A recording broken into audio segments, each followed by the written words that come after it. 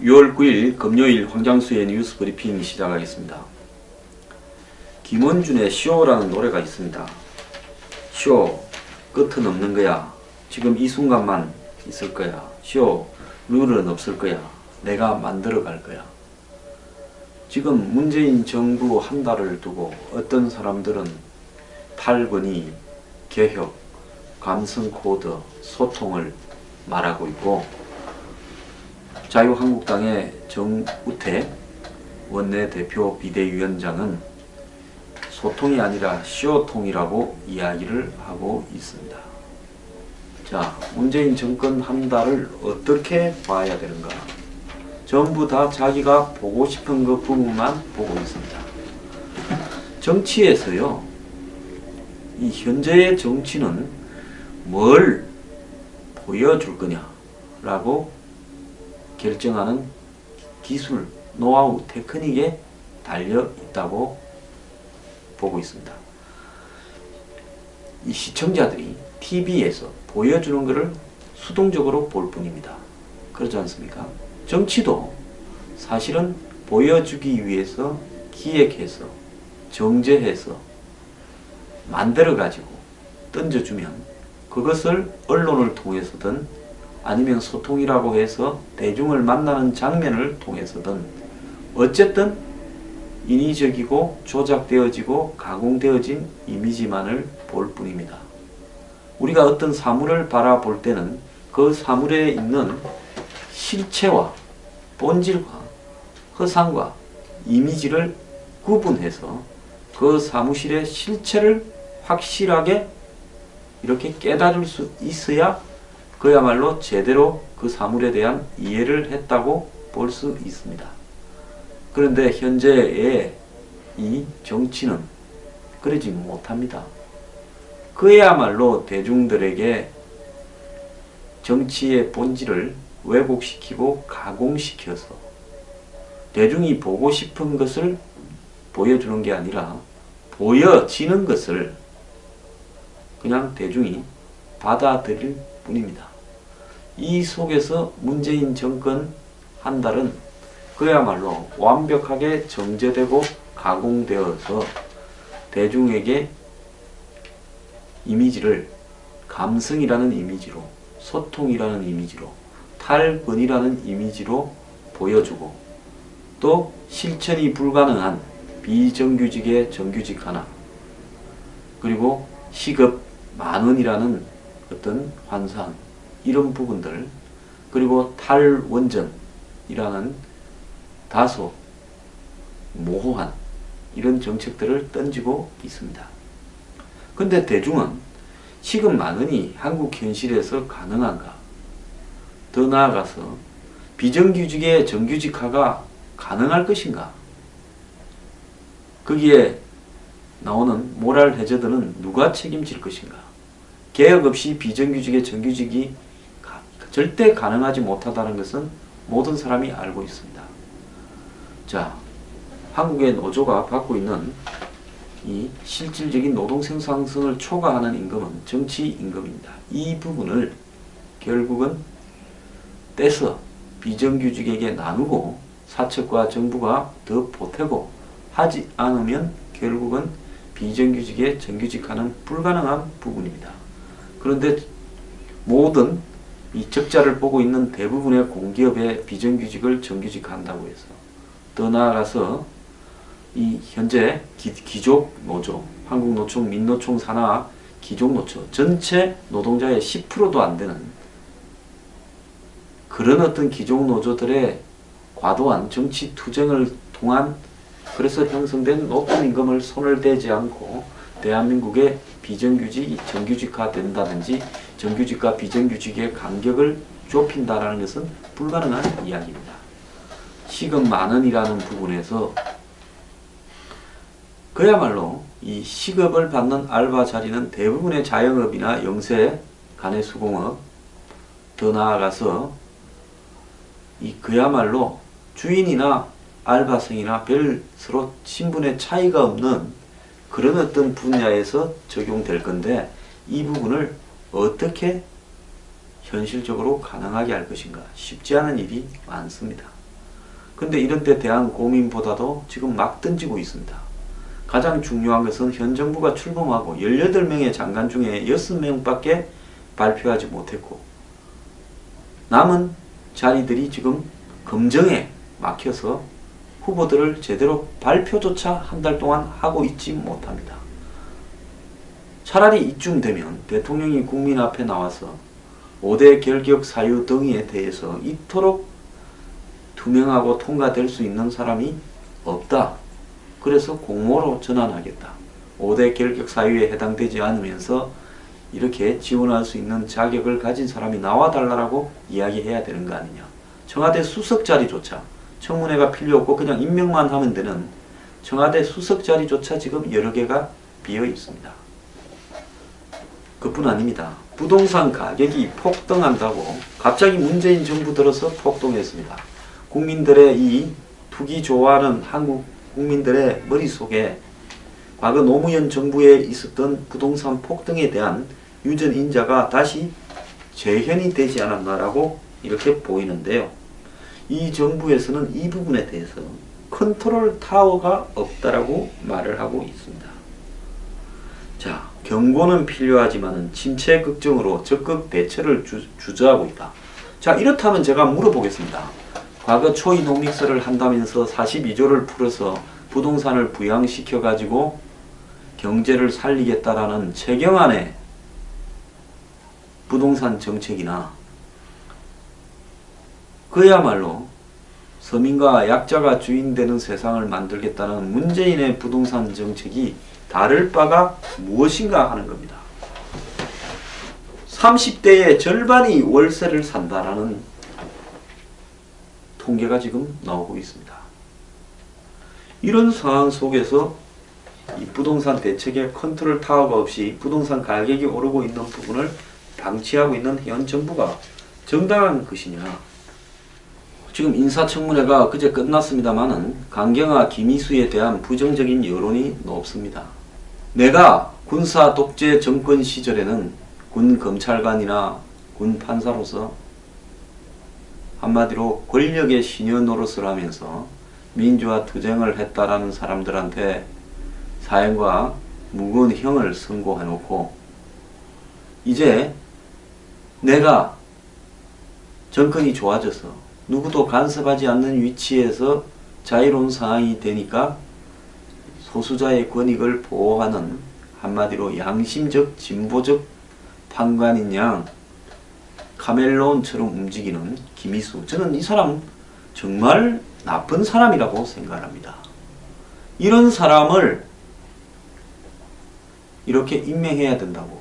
당시 형을 떨었던 그 사람조차 나와서 정언해주고 5.18 단체들은 5.18 정신을 그토록 강조하면서도 김희수가 통과돼야 된다고 이야기를 합니다. 이게 정상인 나라입니까? 5.18 정신의 기본 가치는 뭡니까? 사람이 목에 칼이 들어와도 헌법 정신을 지켜야 한다라는 사람 정도를 헌법재판소장에 임명해야지 시류에 따라서 그때 양지에 붙어서 살아온 이런 사람을 헌법재판소장에 임명하면 되겠습니까? 근데 5.18 정신을 헌법에 넣자라고 주장하는 5.18 단체들이 그 피해자가 김희수를 위해서 정언을 하고 있다. 어제 뭐 자유한국당의 의원 한 명이 의용이다 말했다가 박살이 났다는데 저는 좀 웃기지 말라고 하십시오. 지금요 무슨 김상조를 살리자고 498명의 경제학 교수 그들끼리의 기득권 네트워크에 포함되어 있는 인간들이지요. 저는 대한민국의 진정한 진보나 진정한 정의로운 사람은 없다고 보고 있습니다. 그야말로 저들 가까운 패거리가 공정거래위원장 되고 주요 자리를 차지하게끔 떼거지로 몰려와서 정의롭다고 정언하고 있는 겁니다. 그 정언이 웃기지 않습니까? 김희수야말로 절대로 헌법재판소장이 안 되는 것이 5.18 정신을 헌법에 넣는 부분과 일치한다라고 말해야 될 5.18 단체들이 김희수 시켜라고 나섭니다. 그럼 5.18 정신은 뭡니까? 끼리끼리 해먹는 것이 5.18 정신입니까? 그렇게 되어서는 안 되지 않습니까? 저는 참된 5.18 정신을 실현하다가 숨진 사람들이 분노하고 있을 거라고 생각합니다. 5.18을 그렇게 팔면 안 됩니다. 자, 강경하요? 강경하가 무슨 남편하고 자기가 친정을 돌봐야 되기 때문에 해결을 별도로 했다라는 걸 가지고 한국의 여성들이 열광했다? 가짜 쇼 뉴스 만들지 마세요. 썩은 기레기들. 웃기는 이야기 아닙니까? 강경하는요, 한마디로 청문회 때 외교 현안에 대한 파악 능력조차 기본도 되지 않는 수준에 있다라는 것이 드러났고, 이하여고 관사에 위장 전입을 했다는 것은 이하여고와 짜고 했다는 거고, 거기에 많은 사람 25명이 거쳐가고 적어도 7, 8명은 위장 전입으로 확인이 되고 있다라는 부분은, 저는 강경하가 외교부 장관이 되었다가 이하여고 사택에 대한 본격 수사가 제기된다면, 공정하게 수사가 된다면 대형 위장 전입 스캔들로 이렇게 터질 겁니다. 지금 위장 전입 쳐가지고 찾아보십시오. 올해도 충남에 있는 모 교육청이 위장 전입자를 색출하기 위해서 주소지를 확인한다라는 보도가 나와 있습니다. 학교와 교육청은 위장 전입자를 파악해서 실제로 그 지역에 살고 있는 사람들이 입학하는데 피해를 보지 않도록 해야 될 책임이 있는 겁니다. 위장 전입을 하려면 그 주소지에 주소지 소유자에 대한 주민등록증과 도장 등을 가져가야 되는 겁니다. 그런데 강경하가 어떻게 몰랐다라고 이야기를 할 수 있겠습니까? 자, 다소 흠이 있으나 능력 있는 여성이다. 유엔에서 무능했다라고 나왔음에도 능력이 있다고 이야기를 하고 있습니다. 자, 여성으로서 유리천장 운운하고 그리고 남편하고의 해결을 분리했다, 이런 걸 핑계 대어서 비리를 덮으려고 하지 말아야 되는 겁니다. 자, 여자들은 이런 비리가 있어도 유리천장을 깨는 여성의 능력을 감안해서 넘어가자 뭔 소리를 하고 있습니까? 이러려고 페미니즘 합니까? 부패를요, 비리를 여성이라는 성의 대립으로 해서 은폐하려고 하지 말기를 바랍니다. 지금 여당의 입에서 문 대통령 한 달에 대한 걱정들이 터져 나오고 있습니다. 자, 청와대에서 지금 장관 수석도 제대로 임명을 못하고 있고, 인사참사도 슬슬 나오고 있고, 도덕적 우위에 있다라는, 우리만 도덕적 우위에 있다라는 이런 부분들이 절대로 그렇지 않다라는 거. 썩으면 골고루 썩지 한쪽만 썩지 않고, 유독 문재인 대통령의 선거 때 줄 섰던 사람들이 남들보다 청렴하고 정의로울 거라는 어떤 판단은, 그건 환상에 불과한 거죠. 자, 완장 찬 듯이 호령하고 있고, 사드 보고 누락했다고 그 난리를 패더니만 저끼리 말 잘못 알아들어놓고 애초부터 다른 의도에서 시작했으면서 사드를 가지고 본인을 지지하지 않은 60%의 국민의 속을 뒤헤집고 있습니다. 오죽하면 이 불통이라는 말이 내부에서 나오겠습니까? 오재세 민주당 의원은 제일 중요한 정권 출범 30일 동안 한 게 뭐 있느냐? 고위공직자 5대 비리에 대해서도 그 공약을 애초에 했다면 그것이 잘못된 거 아니냐? 문희상 의원도 교만하지 말아야 된다. 희낙낙할 때가 아니다라고 이야기를 하고 있습니다. 이제 소통 탈권위에 대한 쇼는 그만하기 바랍니다. 쇼는 끝이 있는 겁니다.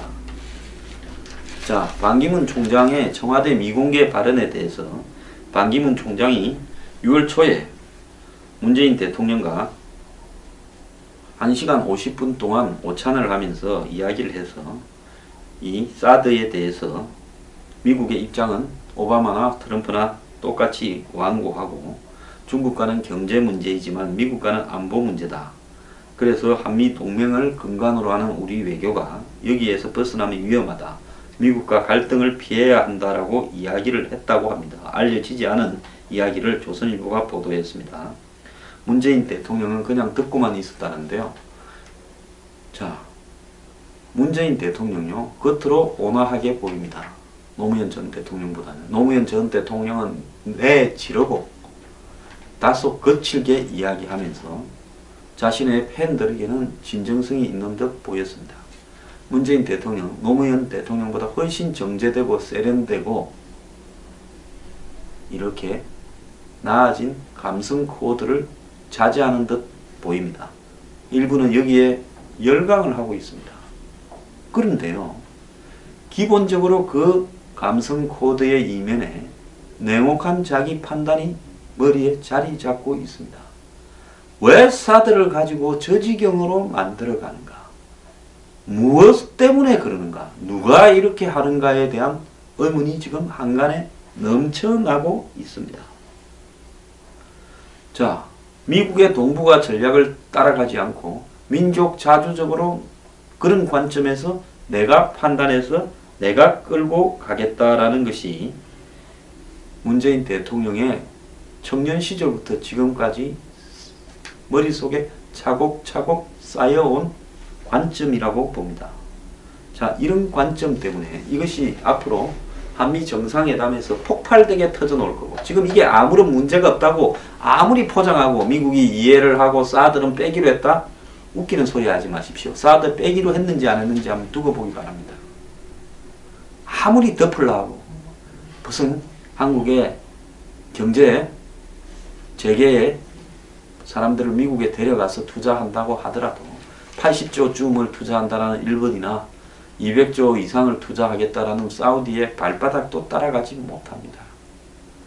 지금 한미 정상회담 뭐 하려고 합니까? 저는 이러려고 했다면 한미 정상회담을 하지 말았어야 된다고 생각합니다. 혹 트럼프가 탄핵으로 들어가면서 식물인간이 될 거라고 기도하고 있었다면 차라리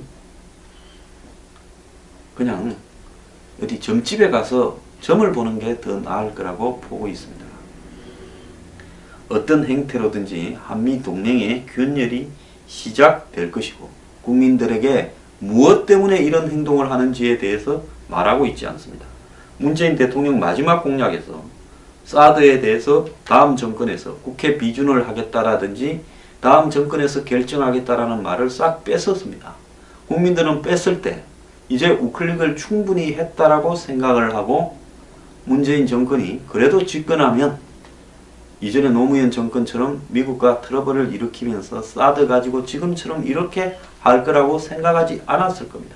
그런데 선거만 끝나고 나니까 이제 본색을 드러내고 있습니다. 자, 한 달 동안요, 쇼 참 잘 했고요. 한 달 동안 굉장히 포장 잘 해왔습니다. 이제 그게 한계에 오고 있습니다.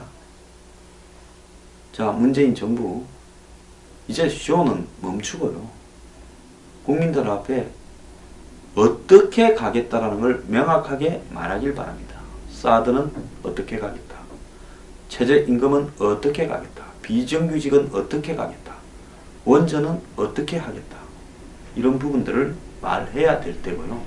그 다음에 강경화나 김희수, 김상조 같은 사람은 집으로 보내겠다 내지는 아무리 따져봐도 이들보다 더 유능한 사람이 없어서 밀고 가겠다고 말을 분명히 하길 바랍니다. 자, 일자리 추경이 국회에서 필요하다고 이야기를 하는데요. 이 추경을 통과시키려면 야당에게 설득을 하고 야당의 주장을 받아들이면서 할 거냐, 밀어붙이면서 이걸 할 수 있다고 생각하느냐 고민을 해야 될 때라고 저는 보고 있습니다. 자, 지금이 최상이었고요. 지금 이후는 내리막길이 될 거고, 다만 그 내리막길이 완만하게 내려가느냐, 소프트 랜딩을 하느냐, 그다음 안 그러면 추락, 하드 랜딩을 하느냐만 남아 있을 거라고 봅니다. 이제 잔치는 끝났으니까요. 잔치 걷어치우면서 지금 처해 있는 위치를 정신을 차리고 냉정하게 한번 보길 바랍니다.